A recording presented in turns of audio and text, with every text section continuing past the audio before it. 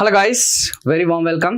So previous సెషన్లో మనము agriculture and its allied sector వాటికున్న ఇంపార్టెన్స్ ఓన్లీ ఈ స్టాటిస్టికల్ డేటా ఏదైతుందో దాని మీదనే ఫోకస్ చేశానమ్మా. ఎందుకంటే కాంపిటేటివ్ ఎగ్జామినేషన్స్లో ఎక్కువగా ఈ డేటా మీద ఉన్న అంశాలన్నీ కూడా ఒకే దగ్గర నేను కోడిఫై చేస్తున్నాను. ఓకేనా, కాన్సెప్ట్స్ అన్ని కూడా మనకి సపరేట్గా ఒక్కొక్క వీడియో అనేది మనకి వదులుతూ ఉంటాను.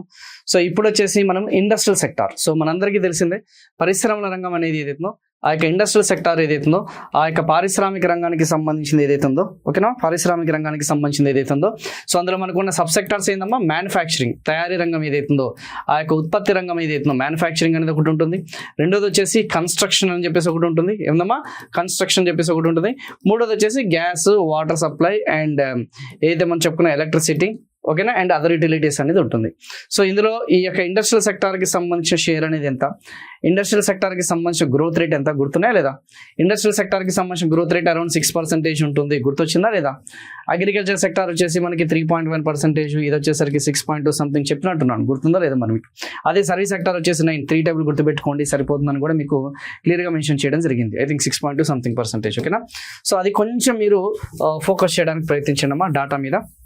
మరి మొత్తం భారతదేశ జీడిపిలో ఈ యొక్క ఇండస్ట్రియల్ సెక్టార్ యొక్క షేర్ అనేది ఎంత? 30%, ఓకేనా. పారిశ్రామిక రంగానికి సంబంధించిన వాటా ఎంత? 30%.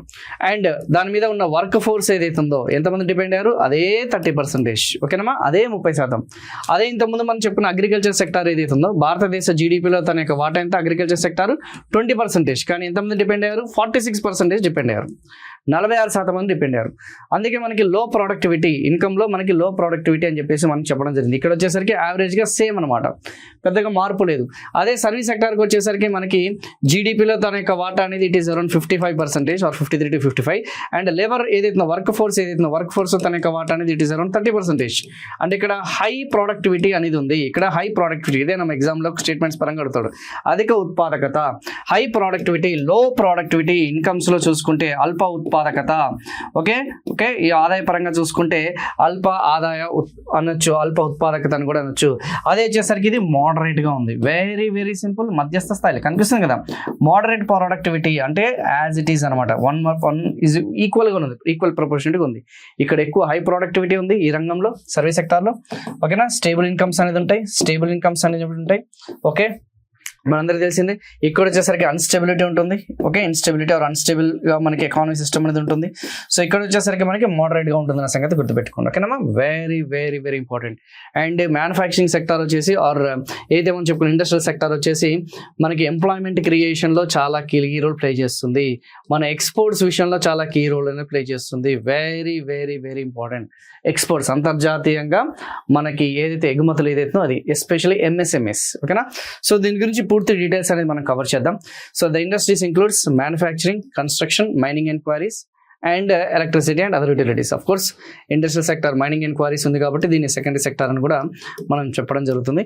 So industry as an engine of growth is highlighted as a key driver of job creation, చెప్పే కదా. అండ్ ఎక్స్పోర్ట్స్, ఎక్కువగా మనకి ఉద్యోగ అవకాశాలు కల్పించేది, ఎక్కువగా మనకి అంతర్జాతీయంగా పేరు గుర్తింపు తెచ్చేది మనకి ఈ ఎగుమతులే. ఎస్పెషల్లీ ఫార్మస్యూటికల్, ఈ మధ్య కాలం చూసుకుంటే ఎలక్ట్రానిక్స్, ఆటోమొబైల్, ఓకేనా.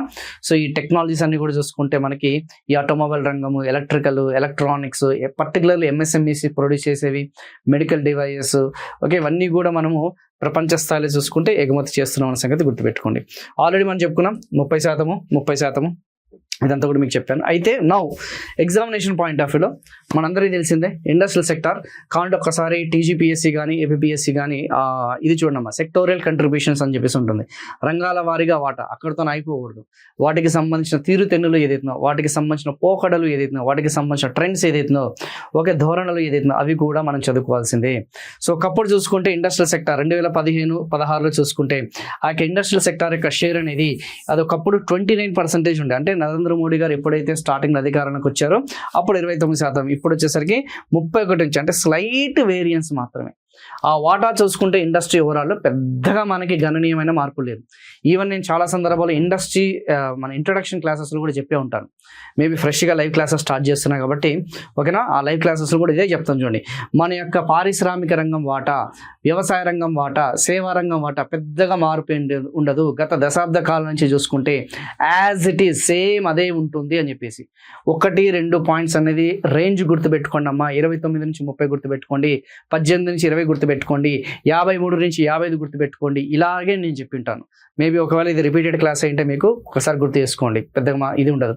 కాకపోతే సబ్ సెక్టోరియల్గా ఇక్కడ మీకు కొంచెం ఇది ఉంటుంది, అడ్వాంటేజ్ ఉంటుంది. సో ఇప్పుడు చూసుకుంటే ఇది ఇండస్ట్రీ ఓవరాల్గా మొత్తంగా. మరి అందులో మ్యానుఫ్యాక్చరింగ్ ఏదైతుందో, తయారీ రంగం ఏదైతుందో, ఉత్పత్తి రంగం ఏదైతుందో, మెజారిటీ ఆఫ్ ది షేర్ అనేది ఏదమ్మా మొత్తం ఓవరాల్గా 30% నుంచి చూసుకుంటే 18% అనేది ఏదైతుందో ఆల్మోస్ట్ మనకి మ్యానుఫ్యాక్చరింగ్ తయారీ రంగం ఏదైతుందో అది 18% ఉంది. కన్స్ట్రక్షన్ వచ్చేసి మనకి 9% ఉంది, అండ్ మైనింగ్ వచ్చేసి 2% ఉంది, అండ్ ఎలక్ట్రిసిటీ అదర్ యూటిలిటీస్ వచ్చేసి 2 మైనర్గా చూసుకుంటే. సో మెజారిటీ ఏదైతుందో మోర్ దాన్ 60%, 60% కంటే ఎక్కువ షేర్ వచ్చేసి మన మ్యానుఫ్యాక్చరింగ్. కానీ ఫాస్టెస్ట్ గ్రోయింగ్ వచ్చేసి కన్స్ట్రక్షన్. అత్యధికంగా వేగవంతంగా వృద్ధి చెందుతున్న ఉపరంగం ఏంటంటే మాత్రం నిర్మాణ రంగం. ఏ రంగమమ్మా? నిర్మాణ రంగం. కానీ అత్యధిక వాటా కలిగినది మాత్రం తయారీ రంగం అనే సంగతి గుర్తుపెట్టుకోండి, ఉత్పత్తి రంగం అనే సంగతి గుర్తుపెట్టుకోండి. ఓకేనా, ఉత్పత్తి ఆర్ తయారీ, manufacturing, what ever it is. ఓకేనా, సో దీనికి ఏమేమి కారణాలు, ఎలాంటి పాలసీస్ అనేది మనం కొంచెం డీటెయిల్గా డిస్కస్ చేద్దాం. బట్ ఓవరాల్గా మాత్రం ఇది కొంచెం ట్రెండ్స్ పరంగా కూడా చూసుకున్నాను, పెద్దగా మనకి గణనీయమైన మార్పులు లేవు. ఆల్రెడీ ఇంతకుముందు కూడా మీకు చెప్పింటాను దీనికి సంబంధించింది. సో 1950లో ఓకేనా, 1950లో చూసుకుంటే ఆ ఇండస్ట్రీస్ ఏదైతుందో పరిశ్రమలకి సంబంధించిన వాటా అనేది ఎంత ఉండేదమ్మా? యావరేజ్గా 15% నుంచి 20% ఉండేది. ఇప్పుడు అది ఎంత కాస్త పెరిగిందమ్మా? ఏదైతే మనం చెప్పుకున్న 2026 సర్వే పరంగా చూసుకుంటే ఇట్ ఈస్ అరౌండ్ 30%. ఓకేనా, 30%.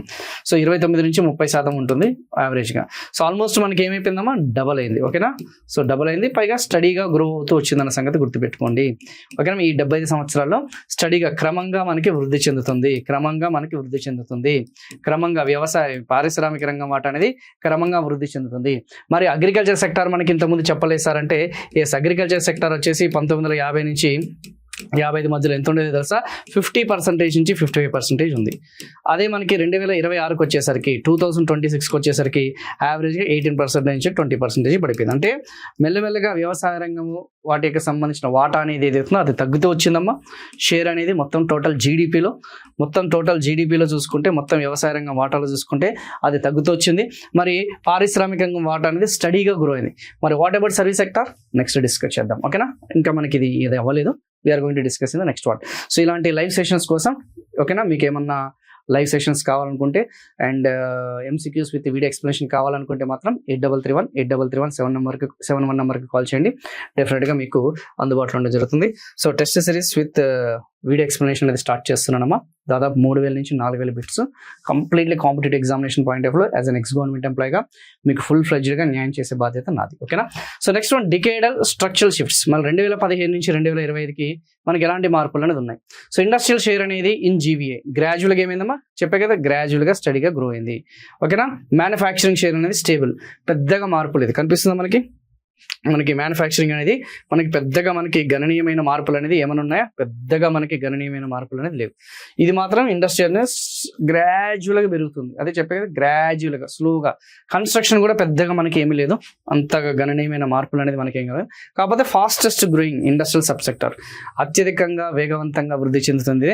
And MSMEs which are the following is a backbone అడుగుతాడు.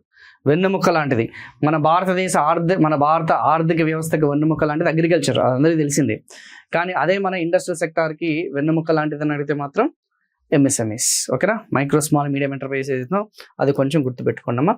దాని గురించి మనం రెగ్యులర్ ఇండస్ట్రియల్ సెక్టార్ సెషన్స్లో డీటెయిల్గా దాదాపు 5-6 గంటలు ఉంటుంది క్లాసు, అది చెప్పుకుందాం. Manufacturing sector, MSMEs back bone of our employment. ఓకేనా, సో ఒకప్పుడు మనకి 16.4% ఉండేది జీవీఏలో, ఇప్పుడు 17.6%కి వెళ్ళిపోయింది. ఓకేనా, so 35% of the manufacturing output industrial సెక్టార్లో అవుట్పుట్లో చూసుకుంటే ఇది ఎక్కువగా ఉంది. అండ్ అత్యధికంగా ఉపాధి అందిస్తున్న రంగం కూడా మనకి ఎంఎస్ఎంఈసే అమ్మ. అత్యధిక పెట్టుబడులు పెట్టేది ఎవరు? ఇన్వెస్ట్మెంట్ చేసేది ఎవరు? లాభాల కోసం ఇన్వెస్ట్మెంట్ చేసేది ఏదైతే కార్పొరేట్ సెక్టార్, లార్జ్ సెక్టార్ ఏదైతుందో, లార్జ్ ఇండస్ట్రీస్ ఏదైతుందో, ఈ మెగా ఇండస్ట్రీస్ ఏదైతుందో ఇవి పెట్టుబడి పెడతాయి. ఓకేనమ్మా, ఓకేనా. అండ్ ప్రొడక్షన్ కూడా చేసేది ఇవే, ఉత్పత్తి పరంగా చూసుకున్నా కానీ ఇదే హైయెస్ట్గా ఉంటుంది, ఏది లార్జ్ అండ్ మెగా ఇండస్ట్రీస్. కానీ ఎంప్లాయ్మెంట్ అనగానే ఉపాధి ఉద్యోగం అనగానే మనకి హైయెస్ట్ వచ్చేసి ఇది అన్న సంగతి గుర్తుపెట్టుకోండి. ఇక్కడ లేదు బట్ చెప్తున్నాను. అండ్ మిగతా 65% ఆఫ్ ది మ్యానుఫ్యాక్చరింగ్ అవుట్పుట్ వచ్చేసి మనకి లార్జ్ మెగా ఇండస్ట్రీస్ ఉంటాయి. కానీ 35% ఆఫ్ ది మ్యానుఫ్యాక్చరింగ్ అవుట్పుట్ వచ్చేసి ఎంఎస్ఎంఈస్. అండ్ నేషనల్ జీడిపిలో దీని యొక్క వాటా 31% of the national GDP. And దాదాపు 50% ఎగుమతులు అనేది ఏదైతుందో ఆ ఎగుమతులు వచ్చేసి మనకి ఇదే ఉన్నాయన్న సంగతి గుర్తుపెట్టుకోండి. అయితే మీకు డౌట్ రావచ్చు, సరే ఇండస్ట్రియల్ సెక్టార్లో జీడిపి 30% అన్నారు, మరి నేషనల్ జీడిపిలో 30 ఎలా పాసిబిలిటీస్ అంటే ఎంఎస్ఎంఈస్ అంటే కేవలము మ్యానుఫ్యాక్చరింగే కాదమ్మా. ఎంఎస్ఎంఈస్ అంటే మ్యానుఫ్యాక్చరింగ్ ఉంటుంది ప్లస్ సర్వీస్ ఓరియంటెడ్ కూడా ఉంటుంది, సర్వీస్ సెక్టర్ కూడా ఉంటుంది. కాబట్టి మీరు ఎంఎస్ఎంఈ డెఫినేషన్ చదివే ఉంటారు, 2006 ఎంఎస్ఎంఈ డెఫినేషన్ ఒకసారి చూడండి. సో మనకి టర్న్ ఓవర్ పరంగా ఆర్ ఇన్వెస్ట్మెంట్స్ పరంగా ఆ డెఫినేషన్స్ అనేది మ్యానుఫ్యాక్చరింగ్ ఒకలాగా ఉంటుంది, కేటగరైజ్ చేశారు, సర్వీస్ సెక్టర్కి ఒకలా కేటగరైజ్ చేశారు. అలా భారతదేశ జీడిపిలో ఆల్మోస్ట్ 30% వచ్చేసి అది కీ రోల్ ప్లే చేస్తుందంటే అర్థం చేసుకోవచ్చు. ఓకేనా. సో దీనికి ఇంపాక్ట్ ఏంటి, ఎలాంటి ఇంపాక్ట్ క్రియేట్ చేసింది? So make in India, production linked incentive schemes, logistic reforms, but not a structural job. పెద్దగా మనకి గణనీయంగా మనకి మార్పు లేదు. మరి చూద్దాం దానికి సంబంధించిన growth rate of industrial sector. మరి వృద్ధి రేటు పరంగా చూసుకుంటే అగ్రికల్చర్ అయినా ఇండస్ట్రీ అయినా ఒడిదుడుకులు అనేది ఉంటుందమ్మా. కానీ మీకు ఒక ఇది చెప్తాను, ఎగ్జామినేషన్ పాయింట్ ఆఫ్ వ్యూలో ఒకవేళ ఎక్కువగా మనకి మాంద్యం పరిస్థితిలో లేకపోతే ఎకానమీ అనేది ఏమన్నా ఒడిదుడుకులు ఉన్నప్పుడు, ఆ గ్రోత్ రేట్ అనేది కొంచెం స్లో డౌన్ అవ్వప్పుడు, లైక్ కోవిడ్ టైంలో కానీ, లేకపోతే ఏదన్నా యుద్ధాలు వచ్చినప్పుడు కానీ, లేకపోతే ఎక్స్టర్నల్ అగ్రెషన్ జరిగినప్పుడు కానీ, ఓకేనా. సో ఇలాంటి సమయంలో ఎక్కువగా ఒడిదుడుకులకి లోనయ్యే రంగం ఏందని అడుగుతాడు. వ్యవసాయ రంగమా? కాదు. ఒడిదుడుకులకు లోనయ్యే రంగం వచ్చేసి పారిశ్రామిక రంగం. ఎందుకంటే వ్యవసాయ రంగం అనేది అది ఒడిదుడుకులకు లోనయ్యేది not because of these economic factors, because of geographical factors, like వర్షాలు సరిగ్గా పడకపోయినా, మాన్సూన్ సరిగ్గా టైంకి ఇన్ టైంకి రాకపోయినా, అలా మనకి ఇది ఉంటుందేమో కానీ, వాలటైల్గా ఉంటుందేమో కానీ. బట్ ఒకవేళ ఈ ఎక్స్టర్నల్ షాక్స్ తగిలినప్పుడు, యుద్ధాలు వచ్చినప్పుడు, అంతర్జాతీయంగా ధరలు పెరిగినప్పుడు, కోవిడ్ లాంటి సిచ్యువేషన్స్ వచ్చినప్పుడు, న్యాచురల్ డిజాస్టర్స్ వచ్చినప్పుడు ఎక్కువగా ఇంపాక్ట్ అయ్యేది, హైయెస్ట్ వాలటైలిటీ ఉన్న రంగం ఏంటంటే అది పారిశ్రామిక రంగం. అందుకే చూడండి ఎక్కడ కూడా మనకి ఇది పర్టికులర్లీ 2020 చూశారు కదా, నెగిటివ్ గ్రోత్ రేట్ రికార్డ్ అయింది, మనందరికీ తెలిసిందే. ఇండస్ట్రియల్ సెక్టర్ అనేది నెగిటివ్ గ్రోత్ రేట్. ఇంకా మ్యానుఫ్యాక్చరింగ్ చూసారు మరీ దారుణంగా -9.6. కాబట్టి మీరు ఒకసారి అబ్జర్వ్ చేయండి అమ్మా. 2020లో ఎప్పుడైతే మనము ఇంట్లో మనకి కోవిడ్ లాక్డౌన్ అనేది జరిగిందో అప్పుడు మనం ఎక్కువగా అగ్రికల్చర్ మీద ఎక్కువ గూడ్స్ అనేది మనం ఫోకస్ చేసాము, సర్వీసెస్ మీద పెద్దగా ఇంపాక్ట్ అవ్వలేదు. కానీ ఇండస్ట్రియల్ గూడ్స్ బయట మార్కెట్కి వెళ్ళి మనం పారిశ్రామిక వస్తువులు అనేది పెద్దగా మనం కొనుగోలు చేయలేదు. అందుకే ఆ లెదర్ బ్యాగ్స్, షూస్, బట్టలు అన్ని బూజు పట్టిపోయాయి, కొన్ని కుళ్ళిపోయాయి, కొన్ని ఆ డ్యూరబుల్ గూడ్స్ అన్ని కూడా పాడైపోవడం జరిగింది. తిరిగి షాపులు ఓపెన్ చేసేసరికి మొత్తం అన్ని ఎలుకలు వచ్చేసి తినేసి ఇవన్నీ మీరు చూసే ఉంటారు టీవీ న్యూస్లో. ఎందుకంటే మోస్ట్ వాలటైల్, ఎక్కువగా ఆ డ్యూరబుల్ గూడ్స్ని మనం ప్రిఫర్ చేయం, ఎక్కువ మన్నిక వస్తువులను ప్రిఫర్ చేయం. ఆర్థిక మాంద్యంలో కానీ, ఆర్థిక మందగించే సమయంలో కానీ ఎక్కువగా ప్రిఫర్ చేయమన్న సంగతి గుర్తుపెట్టుకోండి. ఓకేనా. కన్స్ట్రక్షన్ కూడా ఆ టైంలో మనకి ఆగిపోయింది, మైనింగ్ అనేది కూడా మనకి ఆ టైంలో ఇది అయిపోయింది, ఎలక్ట్రిసిటీ అనేది పెద్దగా మనకి ఈ ఇండస్ట్రీస్ అనేది కొంచెం ఇంపాక్ట్ అనేది పడింది మనకి. ఓకేనా. సో మనకి కనిపిస్తుంది కదా హైయెస్ట్ వాలటైల్. ఓకేనా. During economic slowdown, during recession, during crisis, సంక్షోభం సమయంలో కానీ, మాంద్యం సమయంలో కానీ ఎక్కువగా ఇంపాక్ట్ అయితే మాత్రం ఇండస్ట్రియల్ సెక్టార్. అది కొంచెం గుర్తుపెట్టుకున్నాం. అగ్రికల్చర్ సెక్టార్ మీద ఇంపాక్ట్ ఉండదు, సర్వీస్ సెక్టార్ కూడా మనకి పెద్దగా ఇంపాక్ట్ అనేది ఉండదు. ఎందుకంటే ఎగుమతులు ఆగిపోవడం పర్టికులర్ ఎందుకు సార్ ఇంత నెగిటివ్ అంటే, అంతర్జాతీయంగా కోవిడ్ సమయంలో ఎగుమతుల వల్లనే కదా మనం నష్టపోయింది. ఎగుమతులు ఆగిపోయేశారు, అంతర్జాతీయంగా మన ఎగుమతులు అనేది నిలుపుదల చేయడం జరిగింది. ఆబ్వియస్లీ ఇంపాక్ట్ అనేది క్లియర్గా తెలిసిపోతుంది. ఆల్రెడీ C+I+G+X-M ఎక్స్పోర్ట్స్ అనేది ఎక్కువ అయిపోయినాయి మనకి.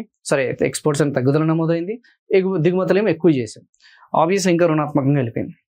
అలా ఓవరాల్గా చూసుకుంటే 2020 అంతా మా 6 గుర్తొచ్చిందా లేదా ఇది వర్డ్? ఓకే. వ్యవసాయ రంగం వచ్చేసి 3, పారిశ్రామికం 6, ఇది వచ్చేసి 9. గుర్తుపెట్టుకోమన్నా లేదా 3.1, 6.2, 9.1. ఓకేనా. సో ఎక్కువ అత్యధిక వృద్ధి రేటు నమోదయ్యేది ఎప్పుడు కూడా సర్వీస్ సెక్టారే. సెకండ్ హైయెస్ట్ ఎప్పుడు కూడా ఇదే ఉంటుంది, థర్డ్ హైయెస్ట్ అనేది లీస్ట్ ఇది ఉంటుంది. ఈవెన్ జీడిపి పరంగా చూసుకున్నా ఇదే ఉంటుంది. ఓకేనా. సో కొంచెం అది మీరు గుర్తుపెట్టుకోవడానికి ప్రయత్నించండమ్మా. Very very very very important. So construction remains a key engine within industry supported by public capital expenditure and infrastructure projects. ఇది కొంచెం గుర్తుపెట్టుకోవడానికి ప్రయత్నించండి. ఇది only pure data pure factual ఓరియంటెడ్గానే ఈ సెషన్స్ అనేవి జరుగుతున్నాయి. అండ్ అప్కమింగ్ కాంపిటేటివ్ ఎగ్జామినేషన్స్లో గ్రూప్ 2 గ్రూప్ 1 వాళ్ళకి కొంచెం లాస్ట్ ఇయర్ కూడా ఏపీ తెలంగాణలో డాటా ఓరియంటెడ్ మీద ఎక్కువగా అడిగాడు కాబట్టి ఎలా సింప్లిఫై చేయాలి, ఎలా గుర్తుపెట్టుకోవాలి, మరి ప్యూర్ కాన్సెప్ట్స్ కావాలి సార్ మాకు చాలా డీటెయిల్డ్ ఒక్కొక్కటి ఈ పిఎల్ఐ స్కీమ్స్, లేకపోతే న్యాచురల్ మ్యానుఫ్యాక్చరింగ్ పాలసీస్, లేకపోతే పిఎం గతి శక్తి, లేకపోతే డెడికేటెడ్ ఫ్రైట్ కారిడార్స్, సో మనకి ఎంఎస్ఎంఈస్కి సంబంధించిన ఉద్యమ్ ఛాంపియన్స్ పోర్టల్, ఇలా మొత్తం డీటెయిల్డ్ అనాలిసిస్ కావాలి అంటే మనకి వీడియో క్లాసెస్ అనేది మనకి స్టార్ట్ అవుతాయమ్మా, లైవ్ సెషన్స్. ఓకేనా? సో మనకి ఆ లైవ్ సెషన్స్ కోసం 8331 నెంబర్కి కాల్ చేయండి. డెఫినెట్గా మీకు పూర్తి స్థాయిలో ఆ వీడియో క్లాసెస్ అని కూడా అందించడం జరుగుతుంది. ఓకేనా? Thank you so much. Have a nice day. Bye, take care.